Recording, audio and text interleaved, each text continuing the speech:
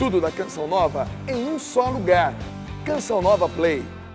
Vem tocar em mim, canta, canta forte. Vem tocar em mim, vem tocar em mim.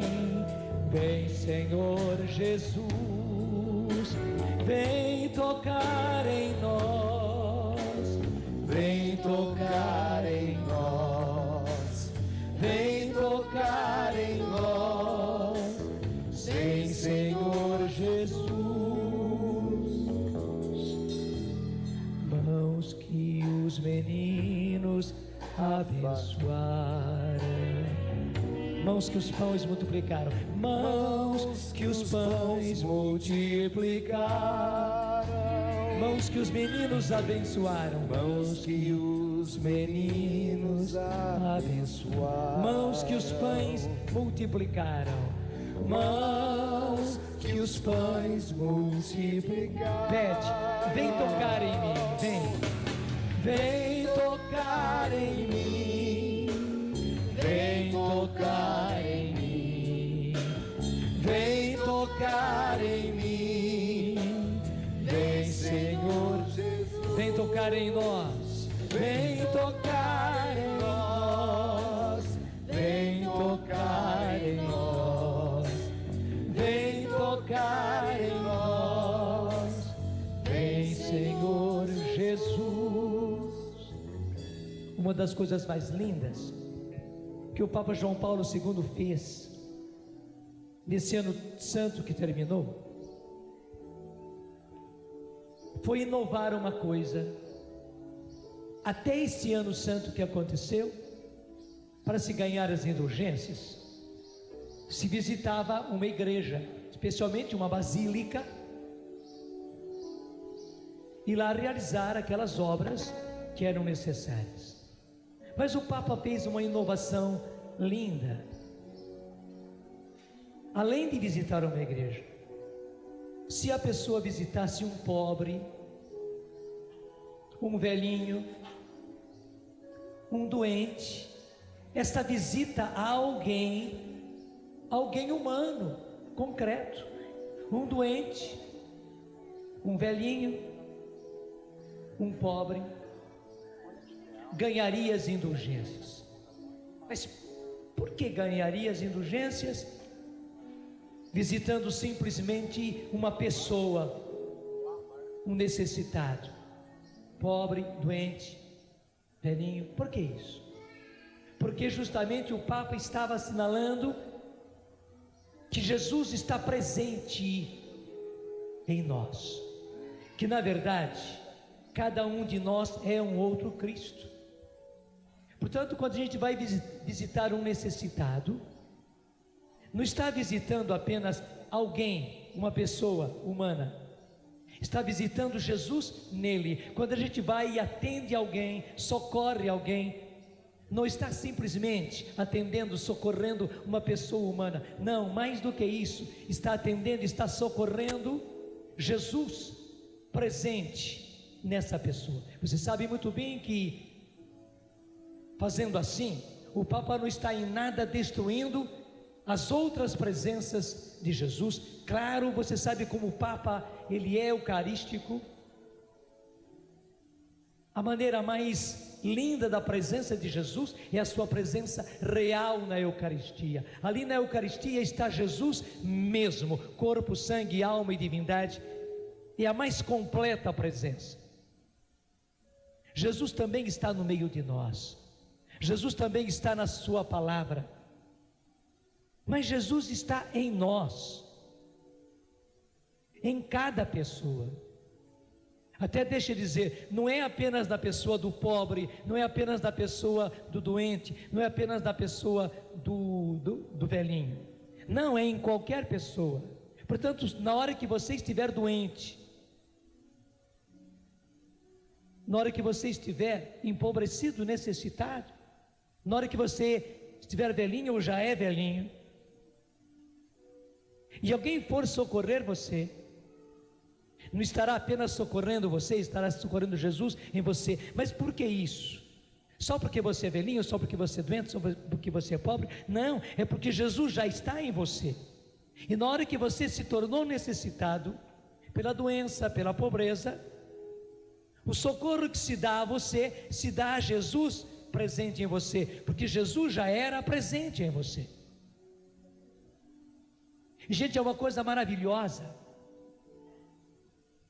Até eu podia dizer, nós somos como que cruzes nas quais está Jesus. Nós somos como que cruzes nas quais está Jesus. Jesus está em mim, Jesus está em você. Nós somos como ostensórios. Você sabe que a gente põe no ostensório a hóstia consagrada. Nesta manhã ainda, Jesus virá aqui para o nosso meio, trazido no ostensório, Ele mesmo, porque a hóstia consagrada está no ostensório. Jesus está presente no ostensório. Gente, nós somos como que ostensórios. O nosso corpo é como um ostensório no qual Jesus está. Nós somos outro Cristo. E aí está. Cristo pode ser crucificado não apenas no outro, mas Cristo pode ser crucificado em nós, em mim, em você.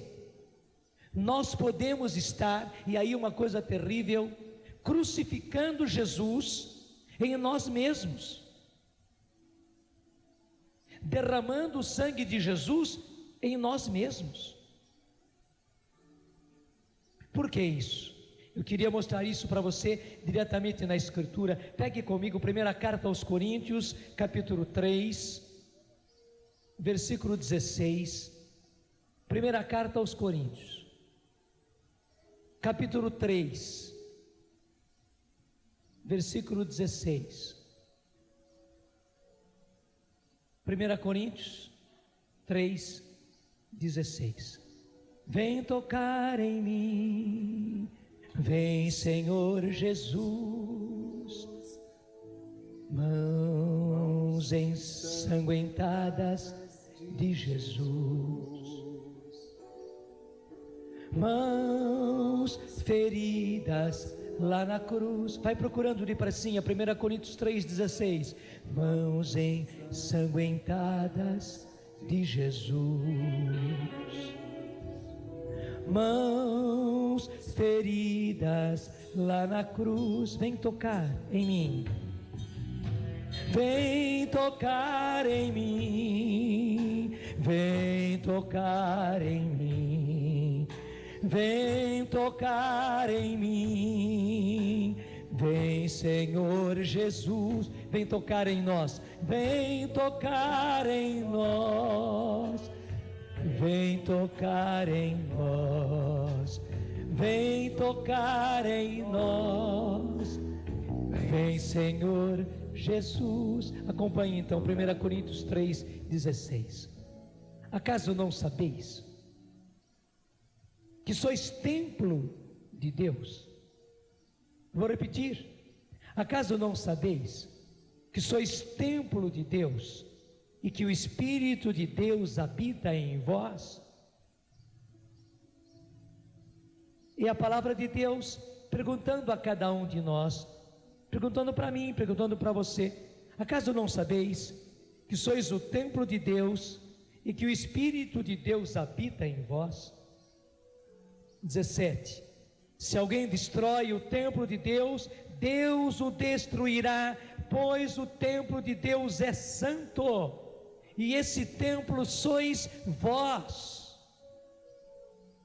Gente, essa frase, ela é terrível, ela é impressionante, porque por um lado salienta a presença de Deus em nós, a presença de Jesus em nós. Somos templo do Espírito Santo, somos templo no qual está o Espírito Santo, e por isso somos sagrados, somos santos, pois o templo de Deus é santo, e esse templo sois vós.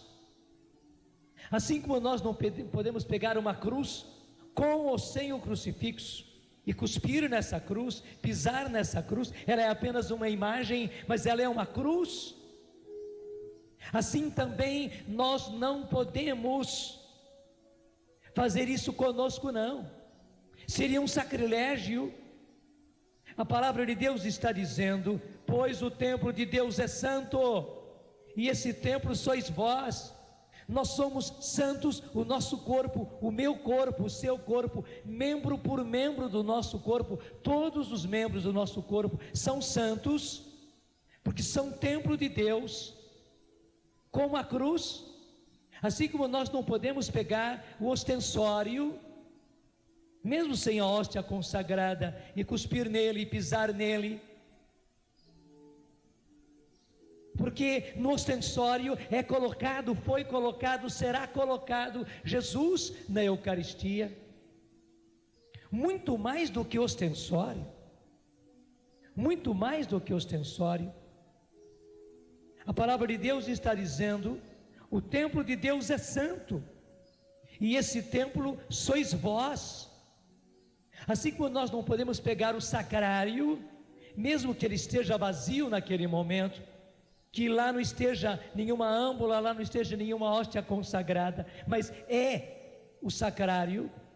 Até a palavra diz: é sacrário, é coisa sagrada, é coisa santa, na qual se guarda a coisa santa, Jesus na Eucaristia. Gente, igualmente nós somos um sacrário, e assim como a gente não pode abrir o sacrário e cuspir no sacrário e pisar no sacrário, profanar o sacrário, não podemos. A gente não pode profanar o próprio corpo, nem o corpo de ninguém, porque a palavra de Deus é clara: o templo de Deus é santo, o sacrário de Deus é santo, e este templo e este sacrário sois vós. Está ou não está assim na sua Bíblia? O templo de Deus sois vós, o sacrário de Deus sois vós, o ostensório de Deus sois vós. Até a palavra ostensório quer dizer que ostenta, mostra, manifesta. Nós ostentamos em nós Jesus, e é preciso ostentá-lo, é preciso mostrá-lo. O nosso corpo é para isso. E assim como não se pode profanar um ostensório, não se pode profanar o corpo de ninguém, nem eu posso profanar o meu corpo, porque o meu corpo não me pertence. O meu corpo é de Cristo, ele é sacrário de Cristo, ele é templo do Espírito Santo, ele é ostensório de Jesus. Daí você começa a entender que nós podemos crucificar Jesus no nosso próprio corpo, ensanguentar Jesus no nosso próprio corpo, profanar Jesus no nosso próprio corpo, infelizmente. E a frase anterior desse versículo 17, acompanha comigo, ela é terrível, porque São Paulo foi coerente com aquilo que ele disse. Uma vez que ele disse: não sabeis que sois o templo de Deus e que o Espírito de Deus habita em vós. Uma vez que São Paulo disse: pois o templo de Deus é santo e esse templo sois vós, São Paulo pôde dizer no começo do versículo 17: se alguém destrói o templo de Deus, Deus o destruirá. É terrível, não é verdade? Mas é palavra de Deus. Tanto quanto é palavra de Deus, amai-vos uns aos outros. Tanto quanto é palavra de Deus, honrai pai e mãe. Tanto quanto é palavra de Deus, isto é meu corpo, isto é meu sangue. Tanto quanto é palavra de Deus, eu sou o pão da vida, que come a minha carne e bebe meu sangue, permanece em mim e eu nele. É palavra de Deus. É palavra de Deus: dai e dar-se-vos-á. É palavra de Deus. Igualmente, gente, é palavra de Deus. Se alguém destrói o templo de Deus, se alguém crucifica o templo de Deus, que somos nós, que são os outros, se alguém profana o templo de Deus, Deus o destruirá. É terrível, mas é real. E Jesus disse: passará o céu e a terra, mas a minha palavra não passará. Nenhuma das minhas palavras passarão, nenhuma das minhas palavras passarão. Passará o céu e a terra, mas as minhas palavras não passarão de jeito nenhum. todas elas serão realizadas. Também esta, se alguém destrói o templo de Deus, Deus o destruirá. Quem estava aqui, quem ouviu pelo rádio e pela televisão a palestra do Padre Léo, e o Padre Léo pode falar com argumento, porque ele tem 4 casas de Betânia, onde ele recebe jovens e adultos necessitados de restauração. Lá ele tem contato, a comunidade dele é uma obra maravilhosa, tem contato direto com esses cristos desfigurados pela droga, desfigurados pelo álcool, desfigurados pela prostituição. E o Padre Léo e a comunidade de Betânia os recebe lá, e tudo que se passa entre eles é amor, a maneira de a pessoa se restaurar. Eles nem falam em recuperação, a maneira da pessoa reviver, ressuscitar, tornar-se nova, é o amor vivido entre eles o tempo todo. O Padre Léo dizia, e com argumento, como uma pessoa se destrói pelo álcool. Até ele dizia como a pessoa se destrói pelo fumo, pelo cigarro. O próprio Padre Léo testemunhou que no passado ele fumou bastante, mas depois ele compreendeu, especialmente tendo contato com as pessoas que precisam ser recuperadas, restauradas, ele compreendeu que ele não podia fumar de jeito nenhum. Primeiro, ele não podia destruir a ele mesmo, ao corpo dele, e principalmente como ele estava numa obra de ajudar os outros a ressuscitar, a vir para a vida, nem mesmo fumar ele podia, não podia. Padre Léo dizia, claro, ele não bebia assim, mas ele gostava de uma cerveja. Até os amigos dele, ele testemunhou isso aqui, os amigos dele já sabiam, quando o Padre Léo ia visitar alguém, já guardava algumas latinhas lá, bem geladinhas, até que examinou no congelador, para que quando ele chegasse já tivesse umas geladinhas, porque ele gostava.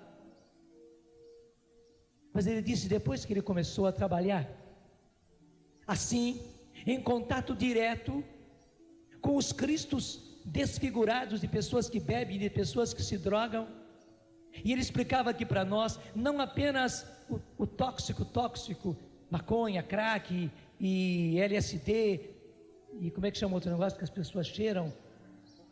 A cocaína é droga, mas ele disse, o cigarro também, a nicotina também é droga, o álcool também é droga em todas as suas formas, desde o uísque, considerado nobre, até a cachaça. O álcool é droga, e nos droga, e nos faz dependentes, nos escraviza. Então disse o Padre Léo, eu cortei. Ele disse, hoje os meus amigos sabem que nem mesmo refrigerante eu tomo. E eu vi na minha casa, Padre Léo tem ficado essas vezes que veio aqui conosco, foi uma grande graça. O Padre Léo passou a passagem do ano, a passagem do milênio conosco, foi uma grande graça. Esteve agora no acampamento. Gente, o Padre Léo não toma nem refrigerante. A gente até para agradar, eu não sabia que nem refrigerante, botamos uma Coca-Cola lá.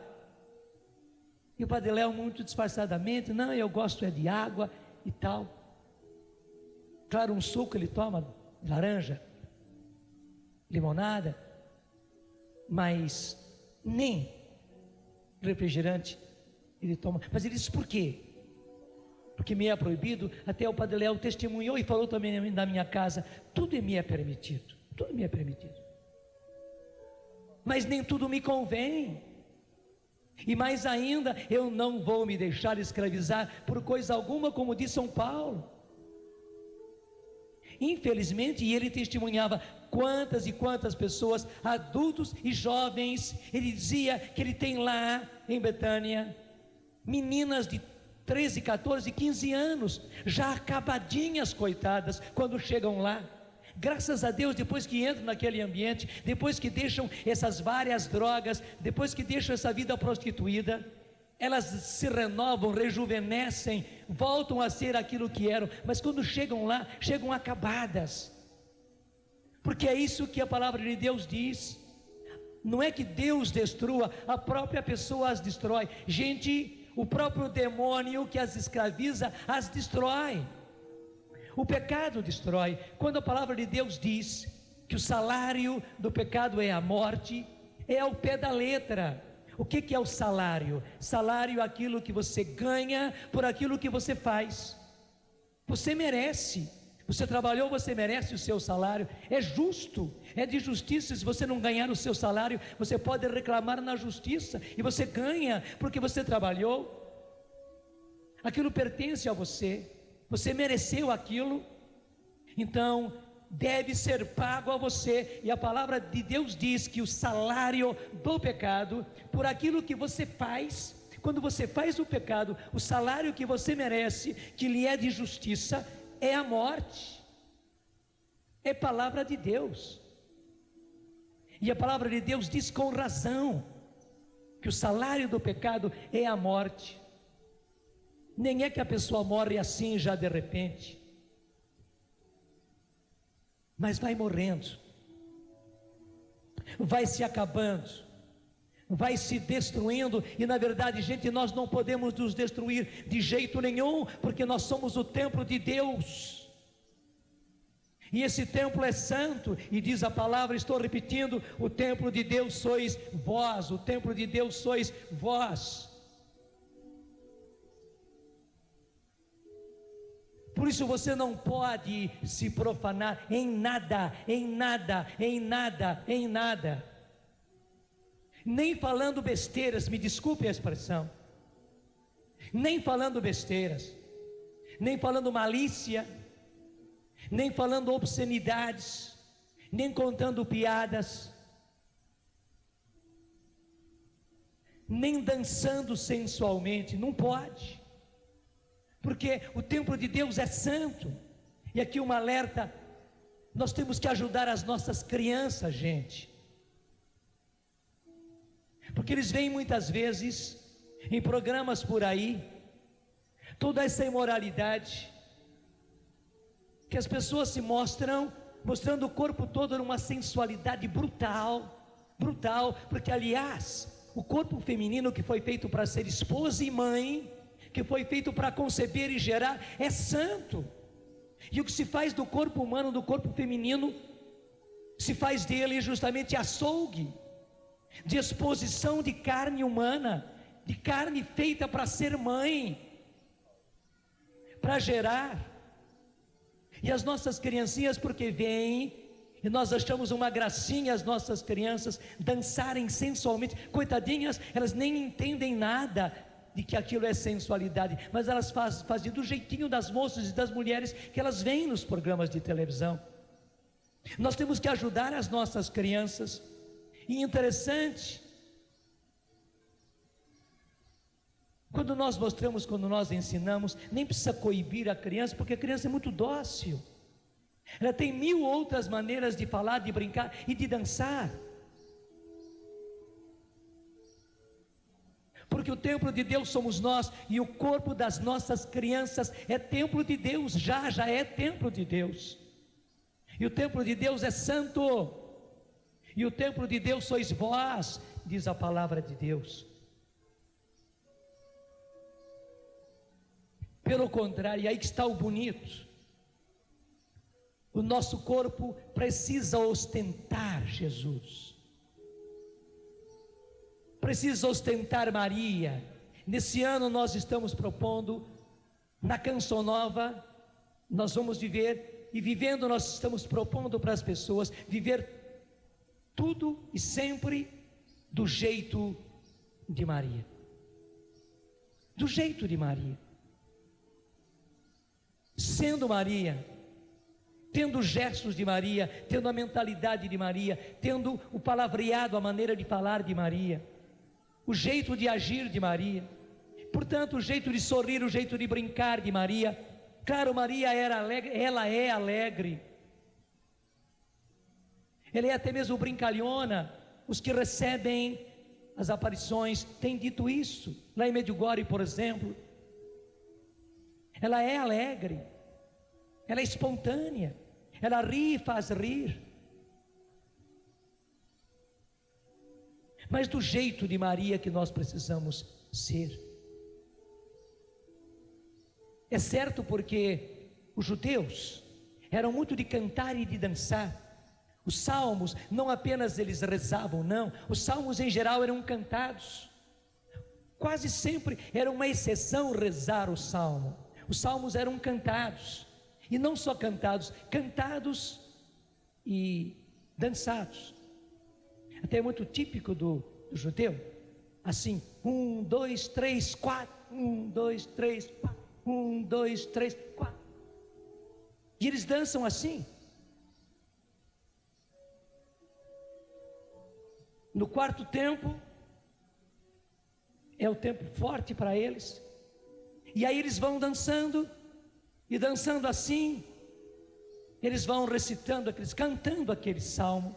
É certo que Maria também dançou, também cantou, ela não era uma exceção. Claro, ela não dançava com uma prostituta de jeito nenhum, ela não dançava de maneira sensual, mas ela colocava todo o seu corpo. A minha alma engrandece o Senhor, e o meu espírito exulta de alegria em Deus meu Salvador.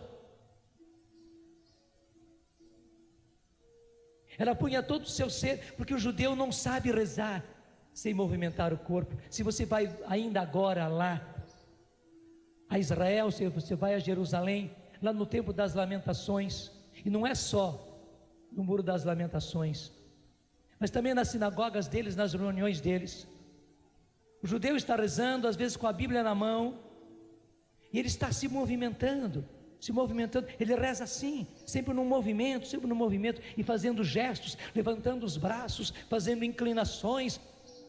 Ele está recitando, ele está cantando os salmos, está cantando as palavras da Escritura, está cantando os hinos próprios deles, e movimentando o corpo e fazendo gestos o tempo todo. Maria foi assim também, do jeito de Maria, do jeito de Maria, do jeito de Maria, do jeito de Maria, tratar as pessoas do jeito de Maria, viver a nossa sexualidade do jeito de Maria. Maria foi feminina, Maria foi esposa, Maria foi mãe. Viver do jeito de Maria.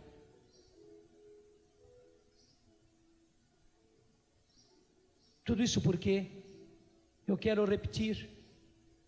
Está aí na carta aos Coríntios, capítulo 3, versículo 16. Acaso não sabeis que sois o templo de Deus e que o Espírito de Deus habita em vós? Se alguém destrói o templo de Deus, Deus o destruirá. Pois o templo de Deus é santo, e esse templo sois vós.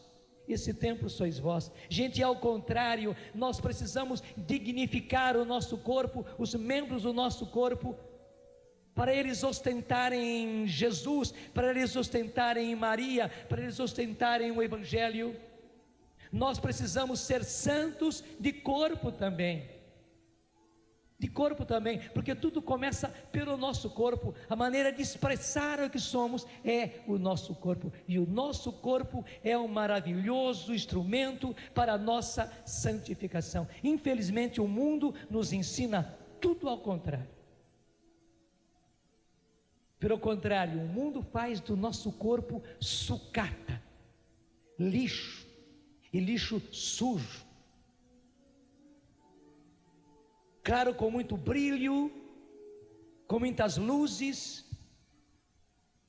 É só você ver essas casas noturnas, essas boates, e essas outras coisas que eu nem sei o nome.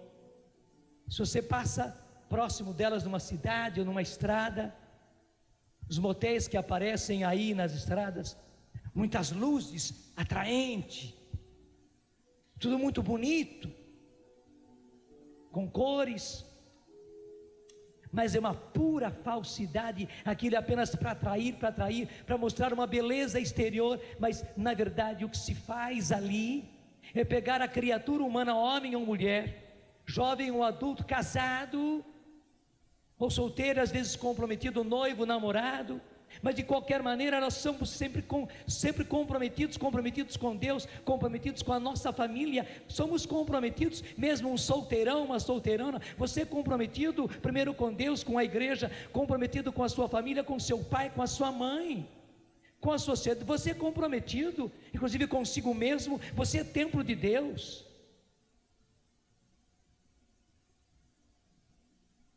E justamente esses lugares se mostram assim tão brilhantes, tão atraentes, mas para jogar a gente no chão, para pisar em cima, Faz tempo que eu não faço isso, mas na verdade, o que se faz é isso, o que a nossa sociedade, infelizmente, está fazendo, é pegar a gente, é pegar o nosso corpo, mas não só o nosso corpo, também a nossa alma, o nosso espírito, daí a nossa mente, o nosso coração, os nossos sentimentos, a nossa vontade, aquilo que nós somos. Pega a gente, lindo, bonito, criado por Deus, templo de Deus, ostensório de Deus, sacrário de Deus, joga a gente no chão e pisa em cima, e pisa, e pisa, e pisa, e faz questão de pisar, de pisar, de pisar, e pisa em cima ainda, pulando em cima da gente, dançando em cima da gente, né? No ritmo, para acabar, para destruir, para destruir, para destruir. Na verdade, gente, é isso que está se fazendo conosco, e você não pode permitir, você não pode permitir, você não pode permitir que se faça isso com as suas crianças, com seus filhos, com seus netos. Você não pode permitir, você não pode permitir que se faça isso com seus filhos, seus jovens, seus filhos que são jovens, adolescentes, suas filhas que são adolescentes, que são jovens. Você não pode permitir que se faça isso, você não pode permitir que se faça isso com ninguém, nem com você mesmo, nem com você mesma. Nem o seu marido pode profanar o seu corpo, nem você, mulher, pode profanar o corpo do seu marido. Não, e não, e não, e não, e não, e não. Claro, vocês terão inclusive o relacionamento conjugal, o relacionamento íntimo, porque tudo isso é santo, mas há toda uma maneira santa, pura de se fazer tudo isso, de se viver tudo isso, de se viver a plenitude da sexualidade, da fecundidade de homem, da fecundidade de mulher. Deus coloca também o prazer nisso, porque quando se serve a Deus, dentro do projeto de Deus, há uma recompensa, há uma plenitude, há uma felicidade. Mais do que prazer, há prazer também, mas mais do que prazer, há felicidade. Isso tudo é justo, nada disso Deus tira, mas tudo de maneira santa. Nós não podemos permitir que o mundo continue fazendo isso conosco, não podemos permitir. O que você vai entregar depois para Deus? O que você vai entregar depois para a sociedade? É o jeito que falava o Padre Léo. As pessoas acabam chegando em Betânia, na Fazenda Esperança, acabam chegando lá, amarfanhados, pisados, na natureza. É impossível pegar esses destroços e fazer com que volte a ser como essas flores, como esse arranjo lindo. É impossível, humanamente é impossível. Mas veja, o que é impossível aos homens não é impossível a Deus. Pelo contrário, para Deus tudo é possível. E é que está o bonito: Deus vai, gente, e Deus cata, Deus junta os caquinhos da gente, Deus cata os caquinhos da gente e refaz. Eu nem sei como seria possível refazer, mas que Ele refaz, e aí está o lindo. E você precisa cooperar com Deus nisso, na sua restauração. Não sei se você entende a palavra restauração. Uma coisa é reforma, está estragado, aí tu reforma. Mas a restauração não é reforma, porque a restauração é fazer voltar aquilo que era originalmente, na sua origem. É fazer novo aquilo que infelizmente se estragou, fazer novo, mas novo como era no começo, quando era novo. Me entende? Isso é restauração. Você precisa colaborar com Deus na sua restauração. Você precisa colaborar com os outros na restauração que Deus quer fazer neles. Desculpe falar assim, talvez o seu marido, até super machista, machão, o tal, infelizmente, tenha sido destroçado pela vida desse jeito, pela bebida, pelas churrascadas, pelas cervejadas, pelas chopadas, pelo jogo, pelo cigarro, fuma que é um desgraçado, bebe que nem um peru. E você sabe que não fica só por aí, que não fica só por aí.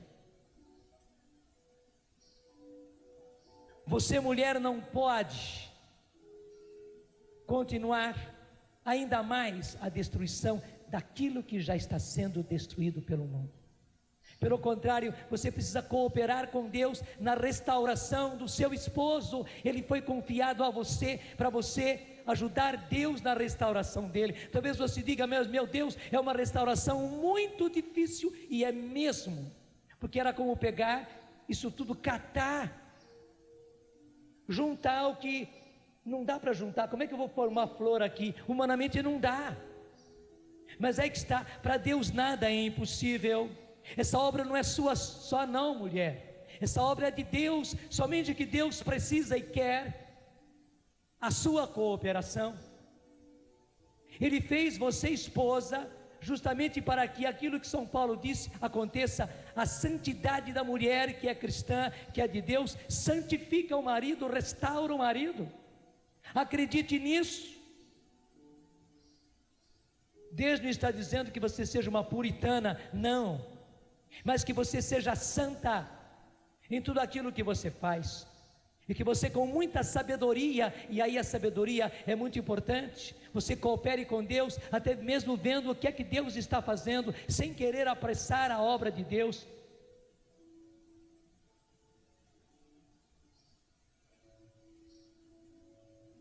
E quando o Padre Léo estava testemunhando isso para nós, lá em casa, havia mais gente, e um homem que eu conheço muito bem, e a esposa dele estava junto, e ela também ajudou na conversa. Dizia para o Padre Léo: olha, Padre Léo, eu bebia, primeiro eu fumava, e fumava muito.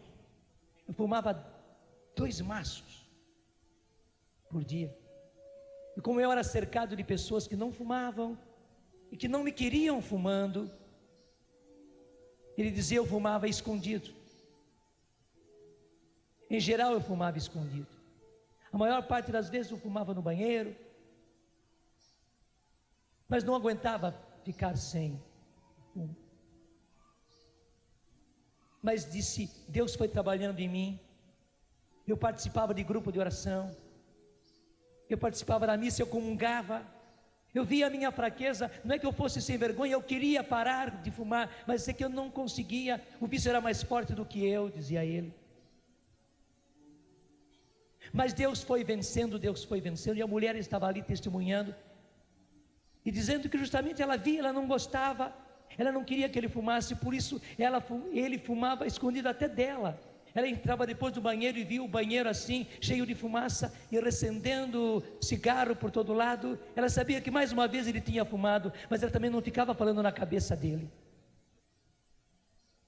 Ela sabia que ele continuava fumando, e não podia fumar até pela saúde dele. Os médicos já tinham dito, ele não podia fumar, mas fumava, e 2 maços. E ela continuava com muita sabedoria, ajudando o marido, fazendo com que o marido fosse cada vez mais homem de Deus, embora ainda fosse fraco na questão do cigarro. Está me entendendo? Ela sabia da fraqueza dele quanto ao cigarro. Não é que ele apoiasse, bom, deixa fumar, coitadinho dele, pelo menos um cigarrinho. Não, ela também não queria, também ela lutava para que não acontecesse isso.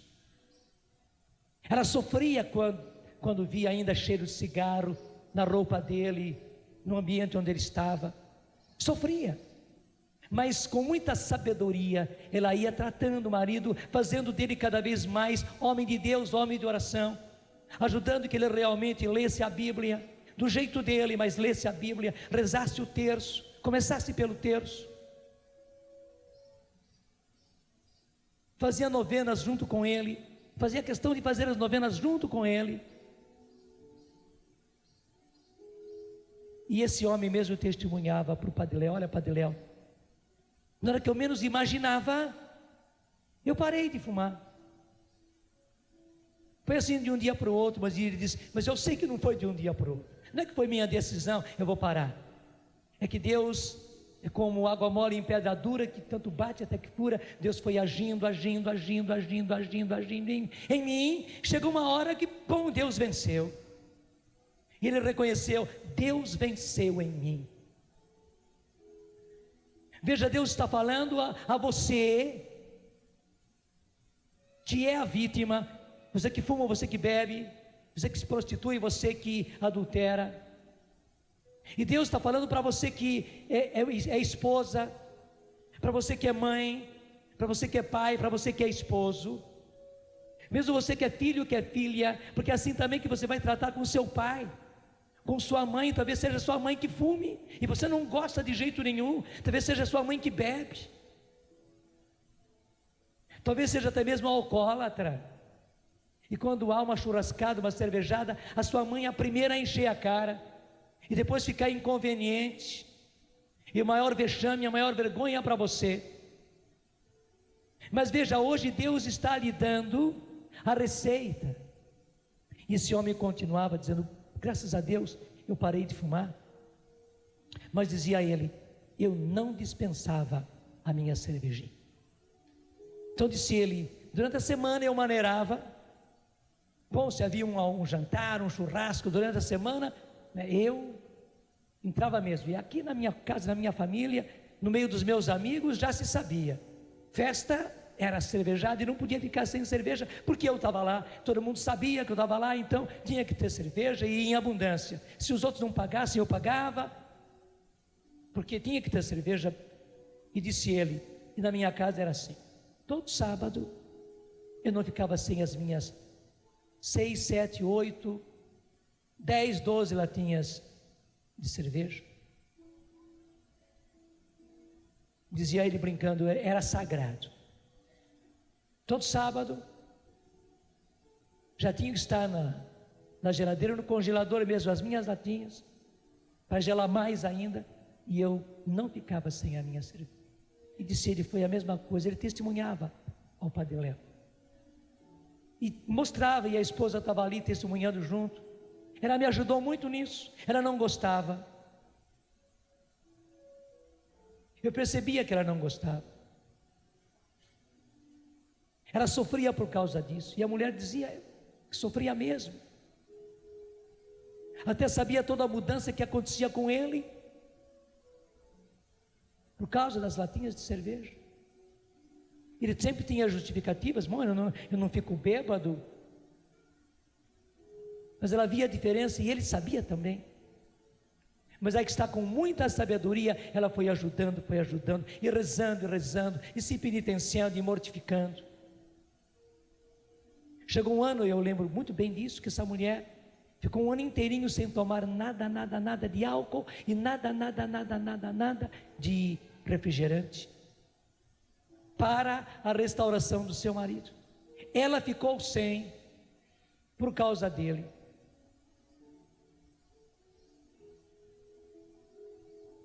Ele testemunhava também, de uma hora para outra, graças a Deus, eu parei. E disse ele, porque eu parei, na minha casa nunca mais entrou, não há mais cerveja na minha casa. Não entra naturalmente.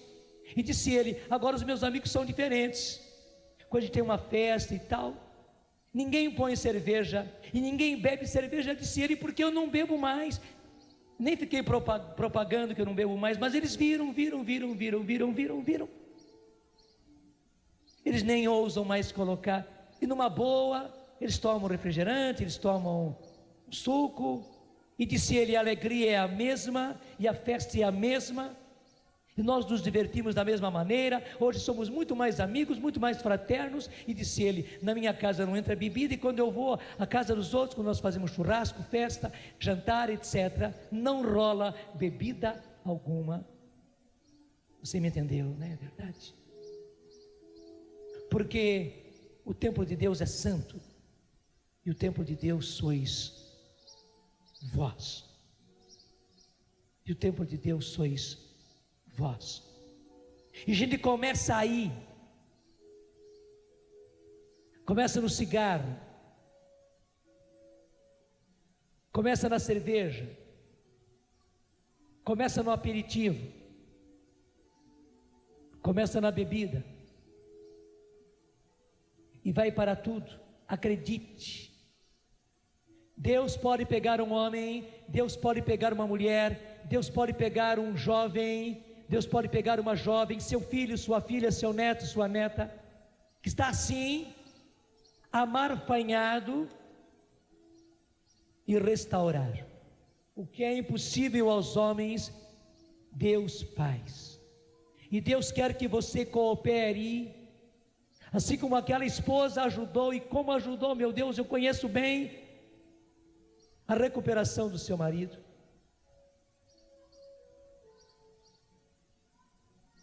Ele acabou testemunhando, dizendo: hoje, até comer, eu como moderadamente. Até comer, disse ele, eu como moderadamente. Como bem, disse ele, mas eu como moderadamente. Não há mais aquele impulso, aquele afã.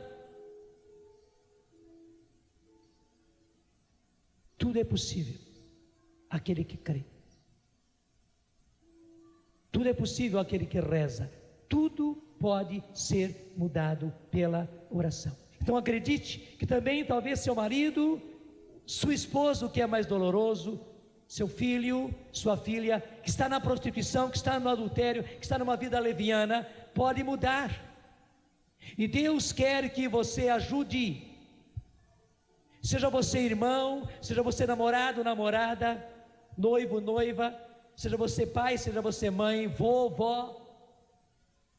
Deus precisa da sua ajuda para recuperar essas pessoas.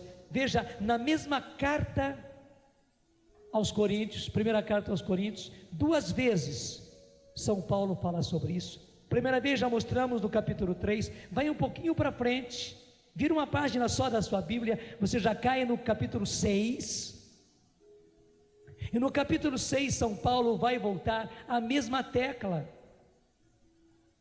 Primeira carta de São Paulo aos Coríntios, capítulo 6, agora é o versículo 19.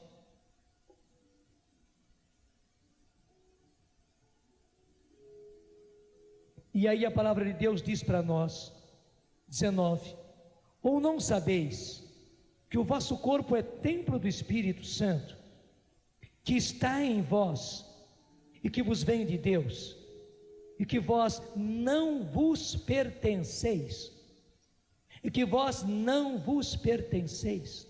Por que não nos pertencemos? Porque pertencemos a Deus. São Paulo é claro, a palavra de Deus é meridiana. Vós não vos pertenceis. Não sabeis acaso que o vosso corpo é templo do Espírito Santo, sacrário do Espírito Santo, ostensório do Espírito Santo, que está em vós e que vos vem de Deus, e que vós não vos pertenceis? E diz o porquê vós não vos pertenceis. Alguém pagou o preço do vosso resgate. Alguém pagou o preço do vosso resgate. E o resgate está aí, gente. O preço do resgate está aí. Mãos ensanguentadas de Jesus, mãos feridas lá na cruz, corpo ensanguentado de Jesus, corpo ensanguentado de Jesus, corpo ferido lá na cruz, corpo ferido lá na cruz. Vem tocar em mim, pede do fundo do coração, vem tocar em mim, vem tocar em mim, vem tocar em mim, vem Senhor Jesus, vem tocar em nós, vem tocar em nós, vem tocar em nós, vem tocar em nós, vem Senhor Jesus. Está aí, alguém pagou o preço do vosso resgate. E termina dizendo: glorificai portanto a Deus no vosso corpo. Gente, que beleza, pode bater palmas, porque também nisso você está glorificando a Deus. Nós que desonramos, nós que profanamos O nosso corpo, precisamos glorificar a Deus no nosso corpo. Quando você aplaude, quando você faz gestos, quando você reza, quando você canta, quando você dança, cantando e rezando a Deus, você glorifica a Deus no seu corpo. Pela sua pureza você glorifica a Deus, pela mortificação do seu corpo, da sua carne, você glorifica a Deus. Sim, colocando freio em você mesmo, você glorifica a Deus no seu corpo. Porque claro, o nosso corpo vai pedir, o corpo é corpo, a carne é carne, e a carne pede as coisas que são próprias da carne. Mas a própria palavra de Deus nos diz que a carne, assim como qualquer carne, se corrompe, a não ser que seja colocado na geladeira, então está preservada. Mas você deixa a carne aí, ela se corrompe e cria bicho até mesmo. A palavra de Deus vem nos dizer que a carne nos leva para a corrupção. A palavra nos leva, a carne nos leva para a corrupção, e nós não fomos feitos para a corrupção. Não sabeis acaso que o vosso corpo é templo do Espírito Santo, que está em vós, e vós não vos pertenceis? Ao contrário, uma vez que alguém pagou o preço do vosso resgate, glorificai portanto a Deus no vosso corpo. Vai um pouquinho para cima. Antes do 19 vem o 18. O que é que diz o 18? Fugir da devassidão. Gente, é fugir, e fugir quer dizer fugir. Eu sei que hoje há ambientes que nos levam à devassidão. Eu sei que hoje existem canais, e filmes, e vídeos, e músicas, e revistas, e livros, e posters. Existem em quantidade coisas que nos levam à devassidão, à depravação, e a palavra de Deus diz: fugir da devassidão. A tática é essa, a receita é essa, é fugir. Isso não é covardia, moleza, é a gente se entregar à devassidão, porque nós não somos feitos para a devassidão, não. Qualquer outro pecado cometido pelo homem é exterior ao seu corpo, mas o devasso peca contra o próprio corpo. E veja tudo isso por quê? Vai lá em cima no versículo 12. É o que o Padre Léo recordava: tudo me é permitido, mas nem tudo me convém. Eu sou de Deus, eu sou o templo de Deus, sacrário de Deus, nem tudo me convém. Assim como não convém ao sacrário, assim como não convém ao templo. Eu não posso fazer da igreja, do templo de Deus, uma sala de dança, não posso. Muito menos uma sala de prostituição, não posso. Nem tudo me convém. E continua: tudo me é permitido, mas eu não me deixarei escravizar por nada. E veja que comparação forte São Paulo faz, versículo 13. Os alimentos são para o ventre, os alimentos são para o corpo, e o ventre e o corpo para os alimentos, e Deus destruirá estes e aqueles. Tanto o corpo como os alimentos vão passar. Mas preste bem atenção à continuação desse versículo 13: mas o corpo não é para a devassidão, ele é para o Senhor, e o Senhor é para o corpo. Ora, Deus que ressuscitou o Senhor, nos ressuscitará também pelo seu poder. Mas o corpo não é para a devassidão, o corpo não é para a impureza, o corpo não é para a depravação. Não, o corpo é para o Senhor, e o Senhor é para o corpo. Gente, o Senhor é para o corpo. Ele existe para fazer de nós o próprio templo, o próprio sacrário. O corpo é para o Senhor, e o Senhor é para o corpo. O nosso corpo não é nem o seu corpo de jovem solteiro é para depravação. Não é. É preciso fugir da devassidão também no namoro. Eu sei que o mundo prega o contrário, e para muitíssimos jovens a mentalidade é essa: bom, mas por que é que não pode? Por que é que não pode? Por que não pode ter sexo antes do casamento? Se a gente quer, se a gente gosta, se é bom, se todo mundo faz. Mas a razão é muito mais profunda. E não dá para vir com aquela desculpa, se a gente se ama. Gente, o amor só é formalizado pelo casamento. E mesmo depois do casamento, meu Deus do céu, quantas desgraças acontecem. Que depois cada um vai para um lado e deixa o outro na rua da amargura, mesmo depois do casamento. Combinado, acertado, realizado no cartório, no civil, com todos os testemunhas, realizado na igreja com a bênção de Deus. Se até mesmo depois disso desgraças acontecem, escorregadas, erros, traições acontecem.